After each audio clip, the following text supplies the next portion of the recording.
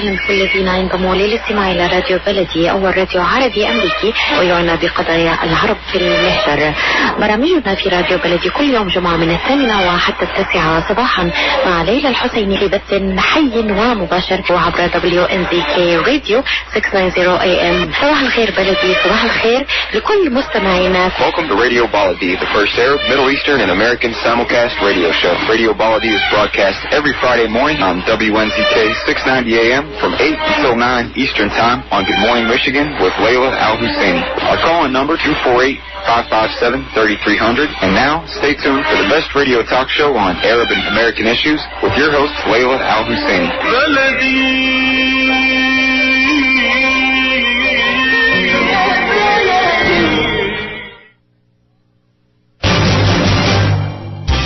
This is Dr. Sahar Khamis. Join me on the third Friday of each month at 8 a.m. Eastern Standard Time.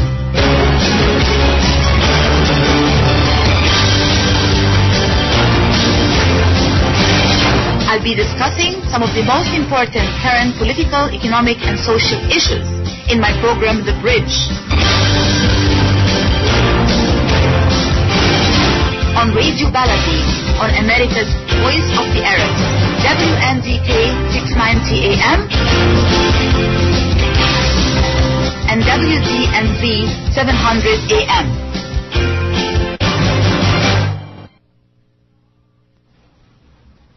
Is assistant professor in the Department of Communication and an expert on Arab and Muslim media. Tomorrow, January 25th, is the third anniversary of Egypt's historic revolution of January 25th, 2011.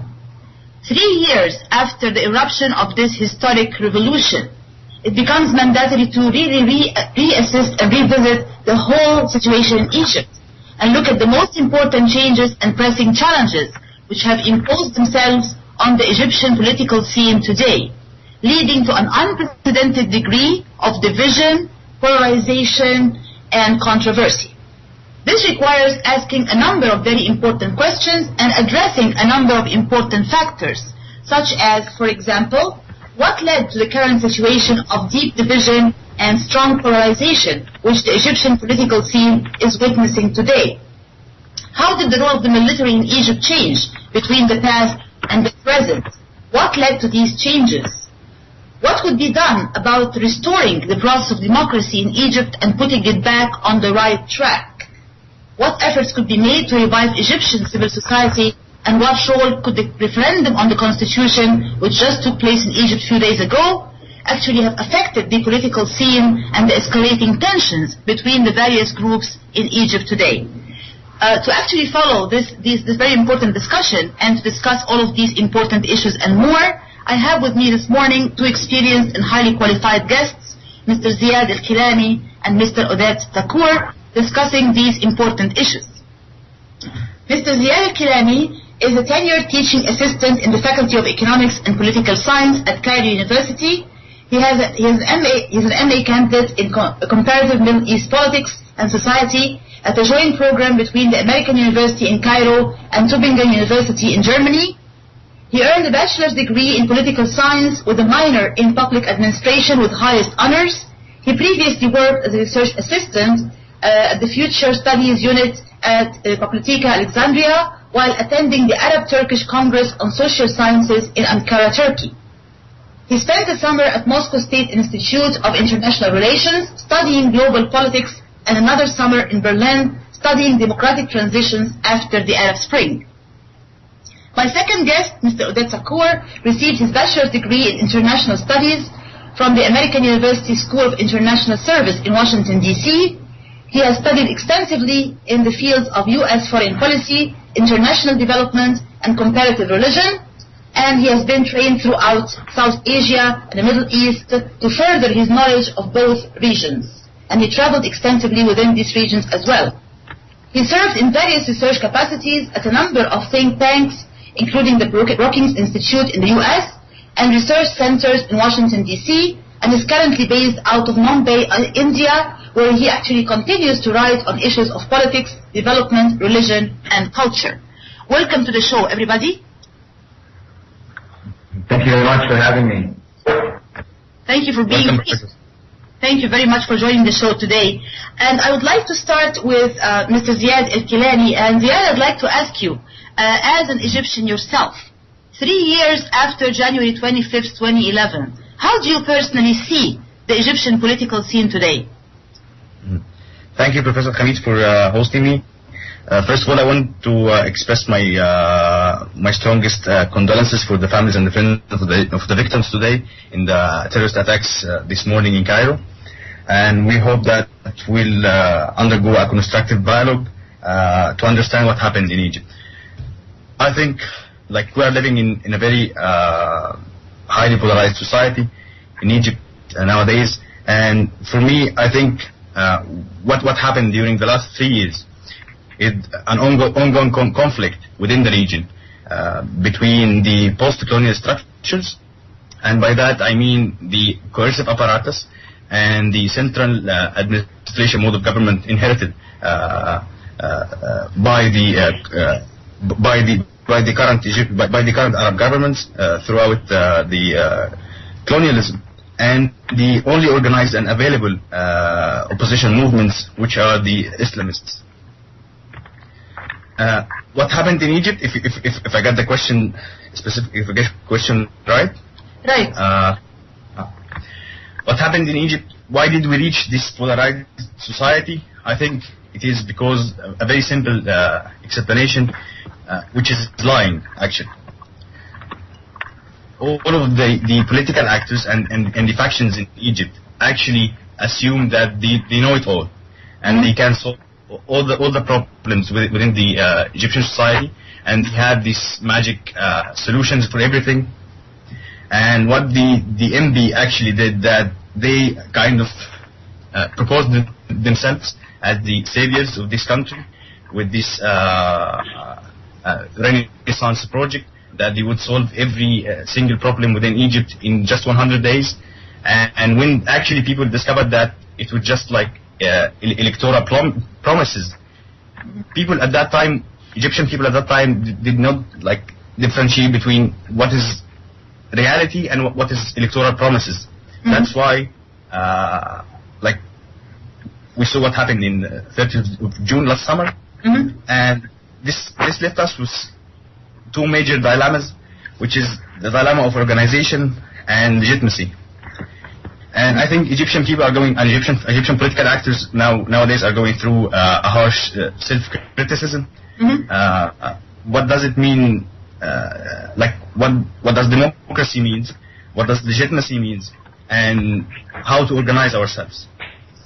Okay, very good. I'd like to turn to Odette, if you don't mind, looking at the situation as an outsider. Now, Ziad is looking at the situation, of course, as an Egyptian. This is his analysis of what may have caused the situation of deep polarization that Egypt is witnessing today. Odette, as someone who is specialized also in the field of comparative, politics and also international relations, but who is not Egyptian yourself, how are you looking at the situation from the outside? What led to this deep polarization we are seeing in Egypt today from your own point of view? Yes. First off, like Ziad said, I'd really like to thank you, Professor Hamid, and all of the viewers for giving me this opportunity. I really hope that I can share some useful points, like you said, as an outsider. And feel free to correct any mistakes that you think I make. So, as an outsider, my first attempt, what I'd like to try to do is, instead of asserting what I know, is to really outline the barometers of what I don't know. I think that very often it's very easy for people to come into the situation and tell them, I know this about Egypt, I know this. It's much more productive in my mind to outline exactly what it is you can talk about and what you shouldn't talk about. Mm-hmm. So when I look at the issue of Egypt, I'm not going to talk about the issues of politics, politics at least in the sense of the choices of the Egyptian people in terms of what party they choose to support, whether they want so-and-so leader or so-and-so other person. What I like to look at is what are the discussions happening within Egypt? Why are those discussions happening? And what are the differences that are occurring there? That's what I I would like to look at.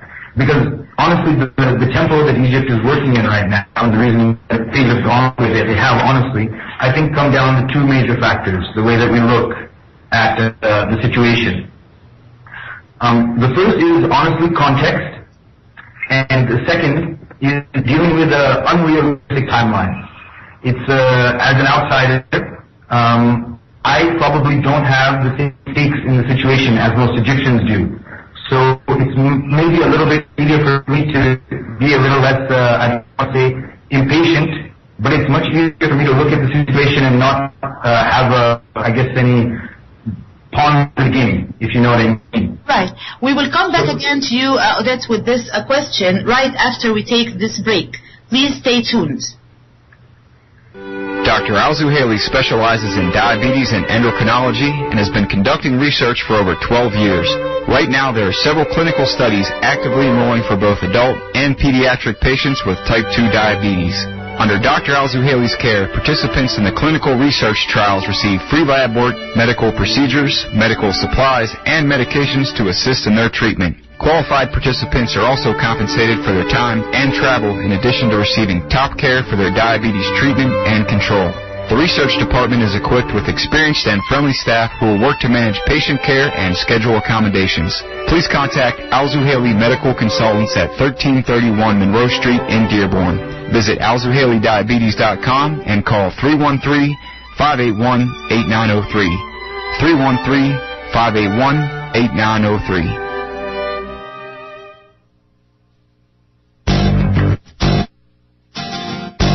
New Concept Product and Design، رائدة إعداد وتجهيز المطاعم والمطابخ بالمعدات بشكل كامل، غرف التبريد والثلاجات. يمكننا مساعدتكم في الحصول على التمويل اللازم لمشروعكم، وكذا الحصول على الإجازات اللازمة من الدوائر الصحية. نخدمكم بخبرة 25 عاما. ناجي عبود صديقكم الدائم. للاتصال الهاتف رقم 248-442-9292 248-442-9292 وتماما على 33900 West 8 Mile Farmington Hills. للمزيد من التفاصيل زيارة الموقع الإلكتروني www.nuconceptproducts.com.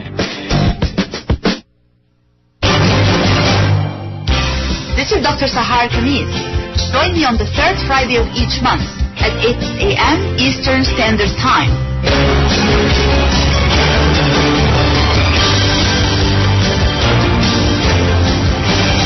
I'll be discussing some of the most important current political, economic, and social issues in my program, The Bridge. On Radio Baladi, on America's Voice of the Arabs, WNDK 690 AM and WDMV 700 AM.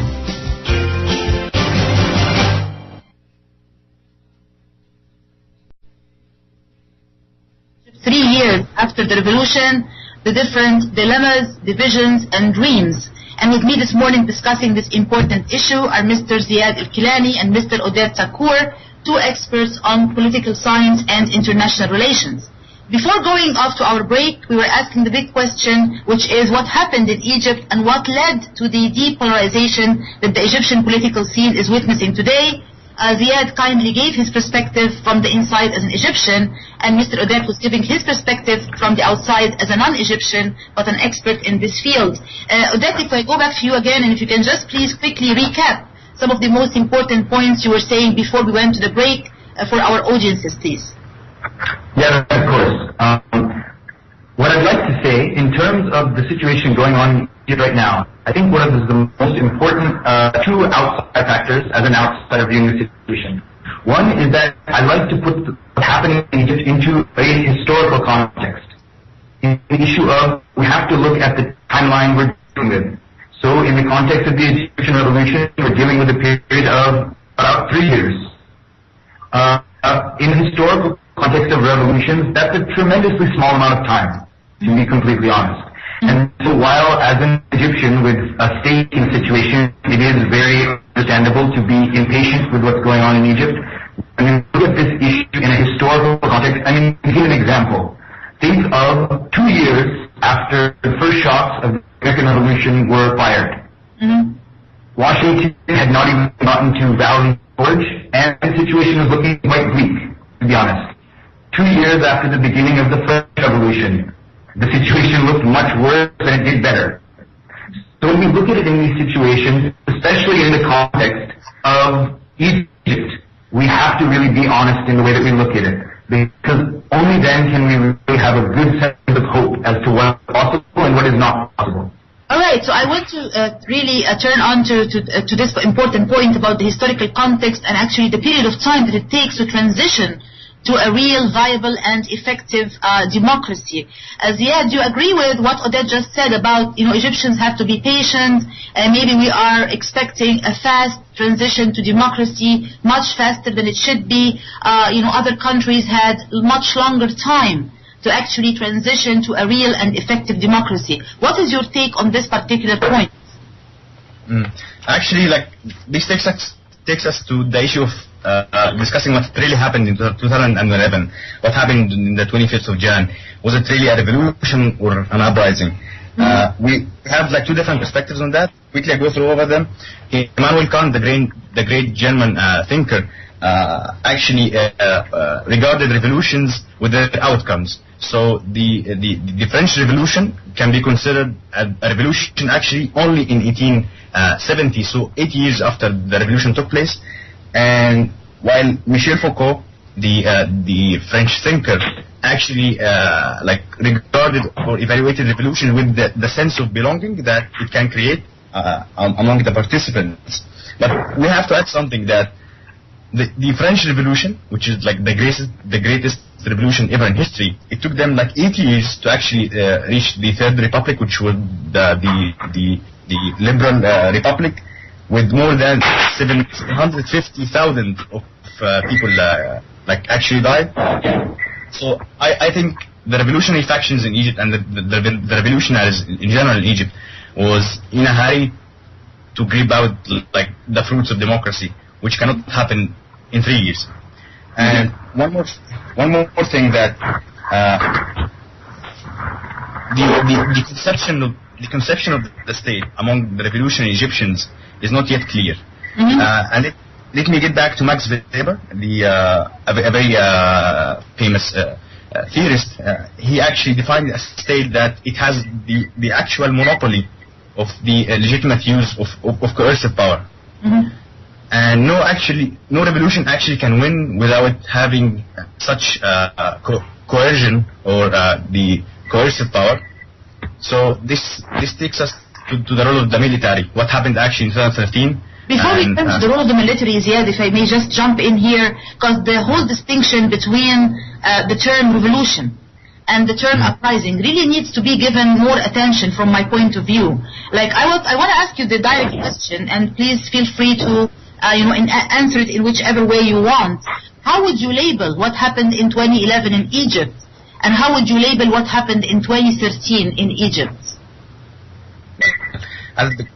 What happened in 2011, it was a major uprising. It was the first time in 30 years, or more than since 1977 in Egypt, to see actually a popular movement in the Egyptian, in the Egyptian public sphere in general. But we cannot consider it as a revolution, academically speaking. I'm just here being academic. I wish that no one would be upset with that analysis. But actually what happened in 2011, it was just an uprising.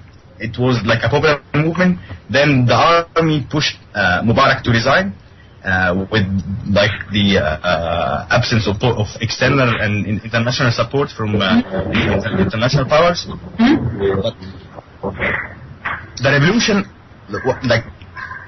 how can we not describe what happened in 2011? A revolution, it has to take us to 2013. A revolution must have a coercionary or a coercive nature or side. What do you mean by that? If you can just explain a little bit more, because not all the audience will know all the academic terms you are using. So what really made you think that 2011 was an uprising but not a revolution? In the most simple terms that any audience member can understand, please.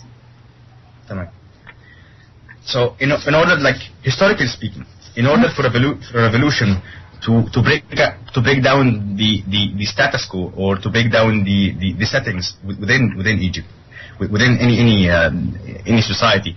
It has to force it through violence, and actually this won't I think most of the audience won't like that, but through violence, at some points ideas can be fostered. That's why the army had to intervene in 2011 and 2013. And I would like to label what happened in 2013 following Professor Asad Bayat, who is an Iranian expert. And what happened was a revolutionary coercion. It was not like a coup or a revolution, a complete revolution. Because at that time moment, and we need to recall that in a very good way. Like in the July 3rd statement, when General Abdel Fattah al-Sisi declared the ouster of Morsi, just to recall this image, he had the revolutionary powers, or the rebellion movement that actually catalyzed the whole movement against Morsi with him, members of the Church of Al-Azhar, and Al-Baradei, who is a famous liberal political actor. And they actually, the revolutionary factions and the liberals, they actually requested the army to intervene. So they lacked the coercive power, and they didn't find any way to organize themselves or to actually convince the Egyptian people about their ideas. So they resorted to the army. That's why. Just intervene here, Ziad, and I beg to present a different angle on this point in particular. The calling in of the army as a coercive power, as you describe it, in itself led many democracy advocates to become very wary and very cautious, or even skeptical about the nature of what happened in 2013, many of them feeling very uncomfortable with describing it as a revolution or an uprising, and actually using the term coup or military coup in order to describe what happened in 2013. Odette, if you can jump in here and comment on the analysis that Ziad has been giving in terms of describing what happened in 2011 and describing what happened in 2013, and whether it was a revolution, an uprising, or a coup. How would you take this issue further, and actually whether you agree with the analysis that Ziad gave or not?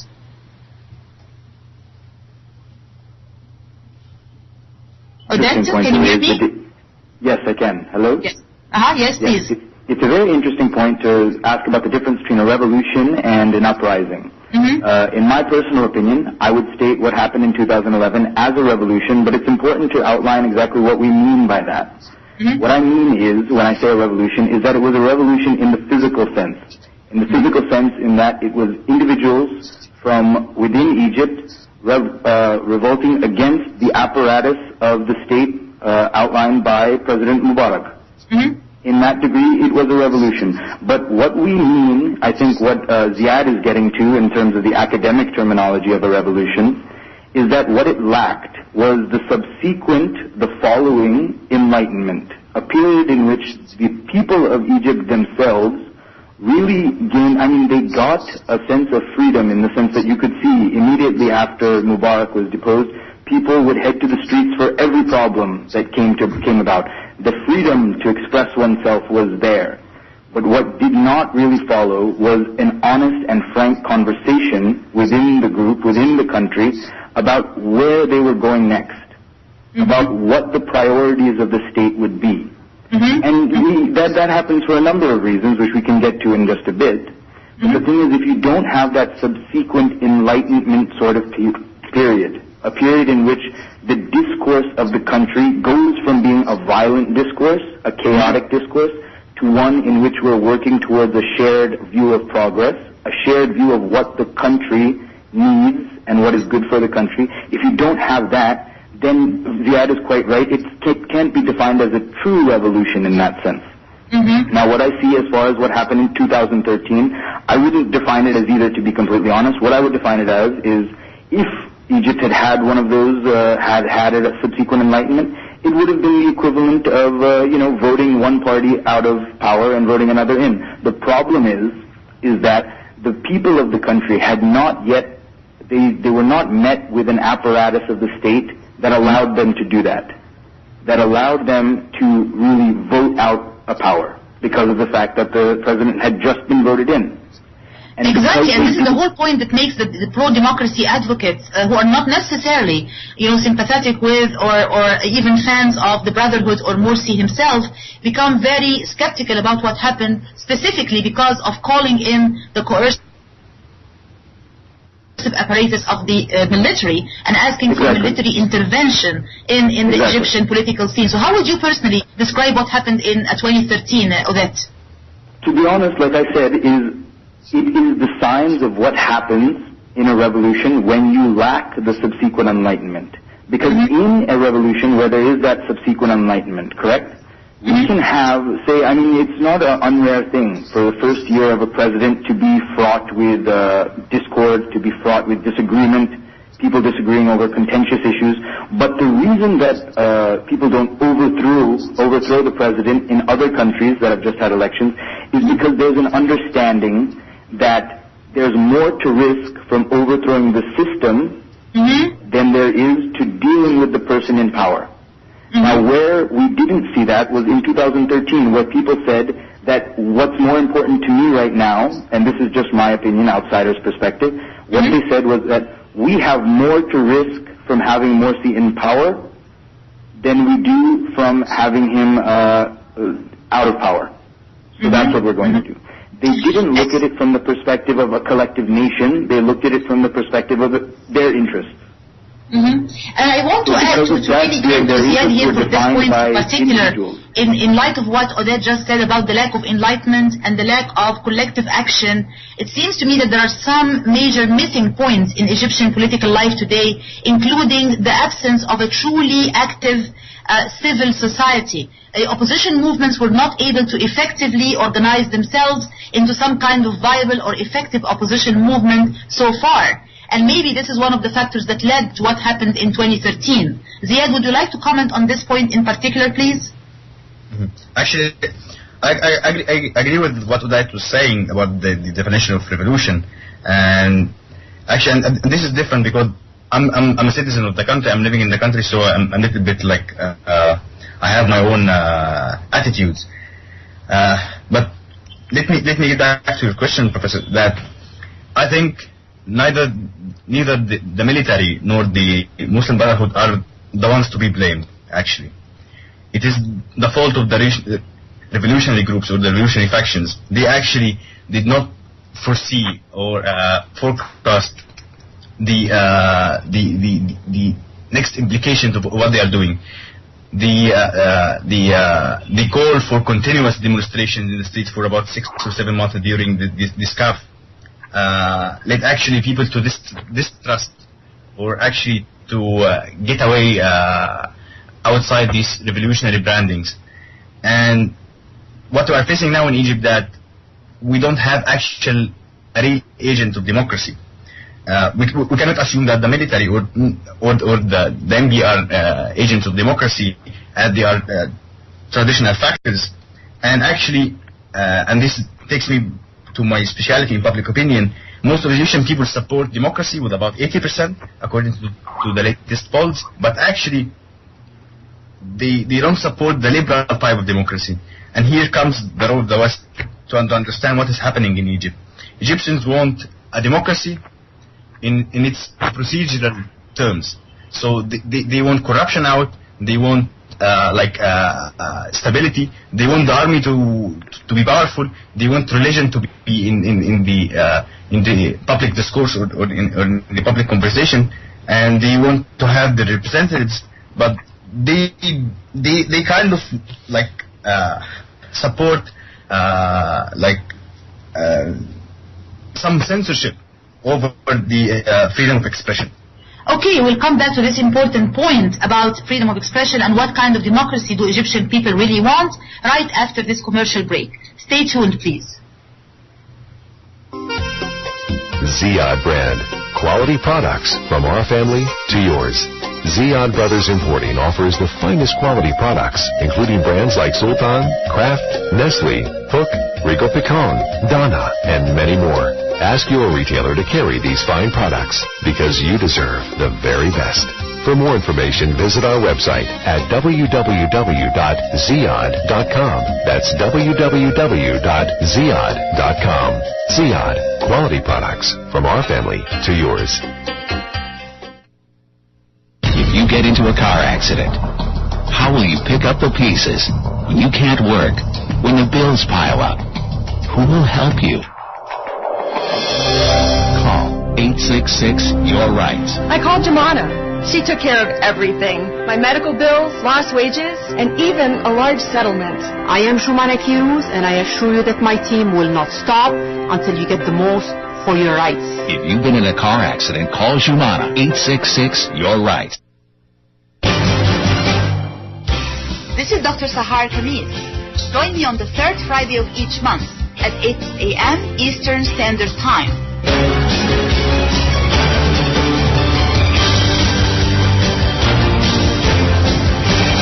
I'll be discussing some of the most important current political, economic, and social issues in my program, The Bridge. On Radio Baladi, on America's Voice of the Arabs, WNZK 690 AM and WZMV 700 AM. Welcome back to the show, everybody. This is your host, Dr. Sahar Khamis, discussing Egypt 3 years after the 2011 revolution, divisions, dilemmas, and dreams. And with me this morning, Mr. Ziad Al-Kilani and Mr. Oded Takour, discussing this very important topic.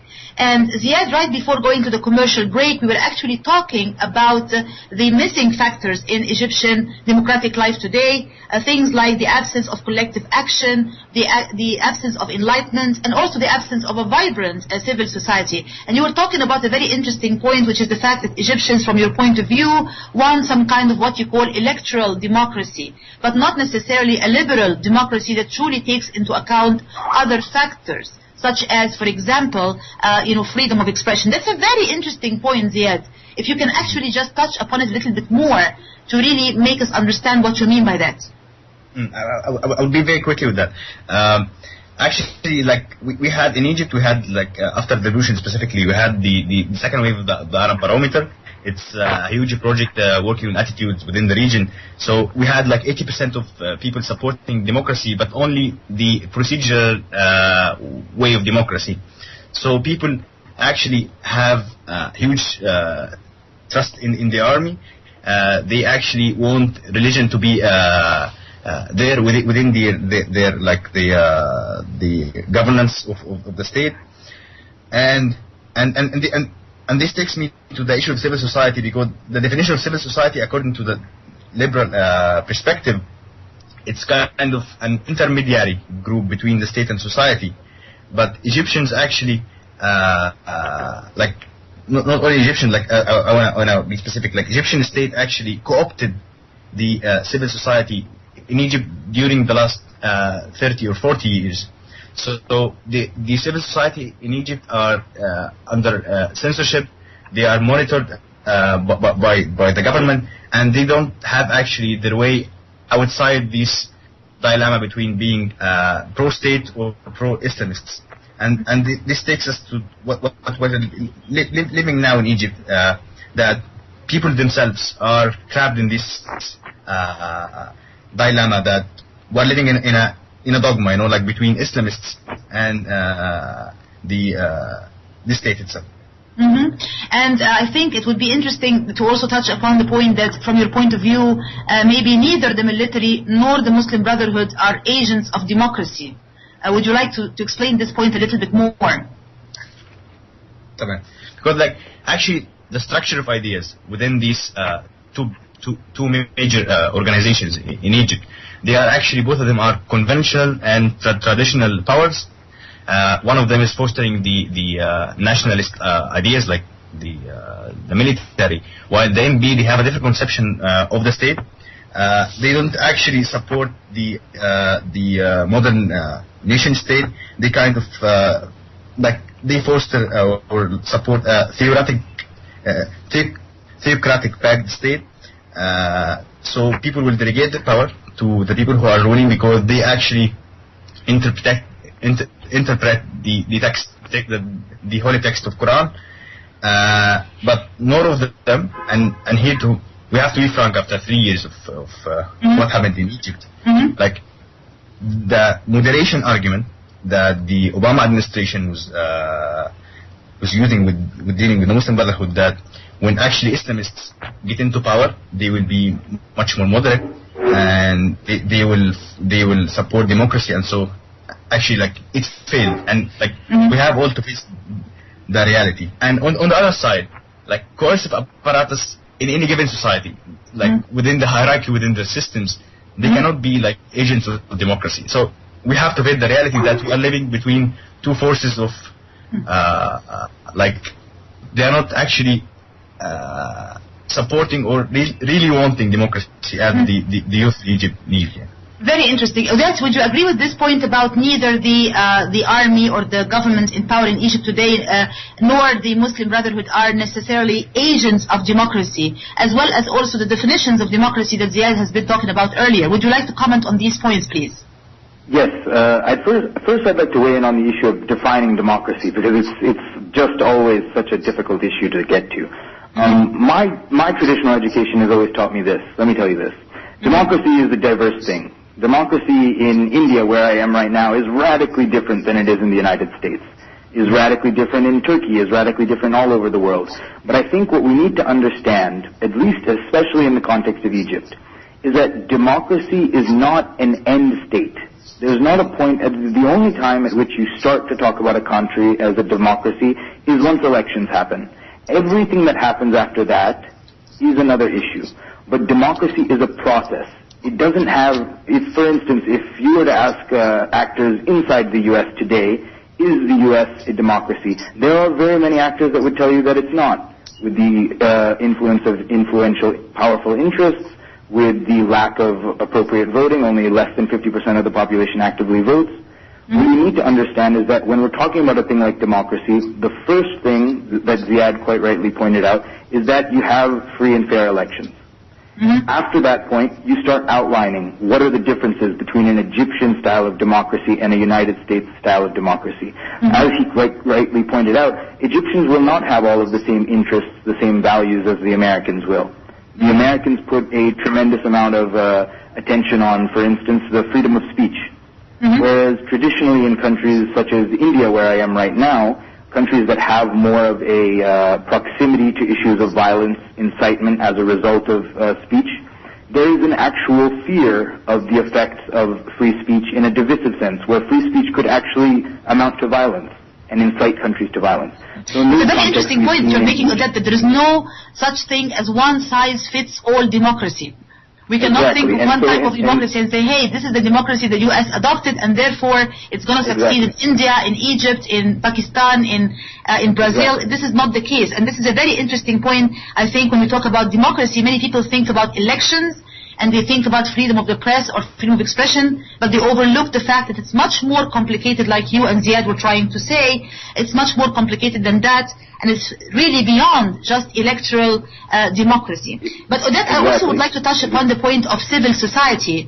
Both myself and Ziad have been talking about this point, which is the absence of a viable and active civil society in the Egyptian political scene, which may have very well led to some of the situations that are confronting us in Egypt today. Would you like to comment on this particular point, please?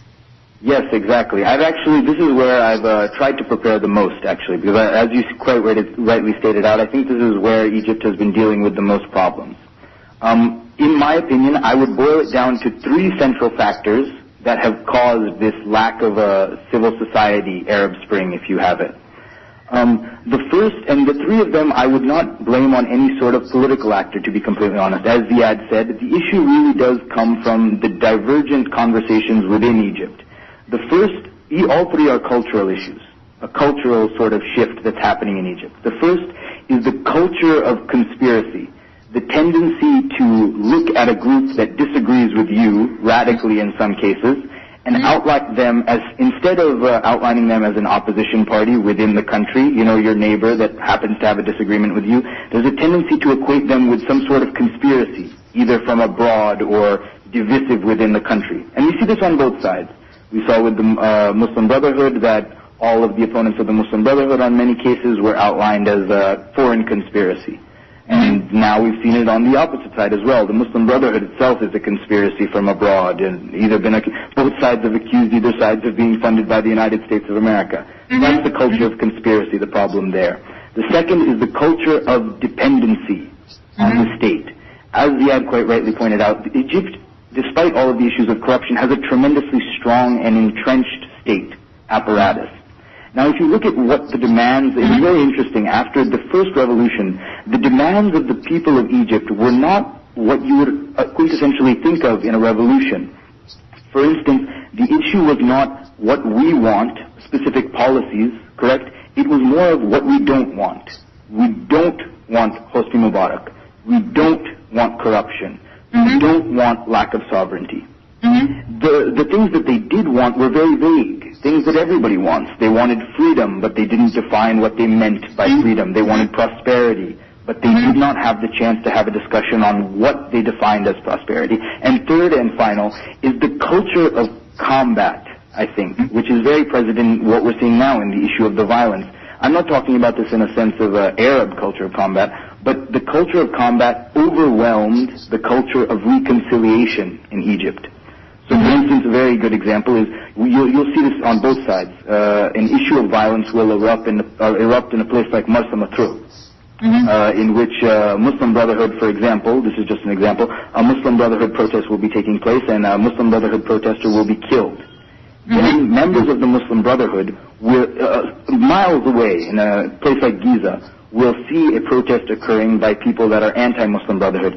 So they will head there, they'll then kill someone over there, with the belief that they're taking revenge for that person who died hundreds of miles away. And that, of course, in itself leads to a vicious cycle of revenge and incitement of violence. But I want to really highlight two very important things you said here, Odette, that I found to be very important. The first one is it's easier, as they say, to oust a dictator from office, but it's much more difficult to figure out what to do next.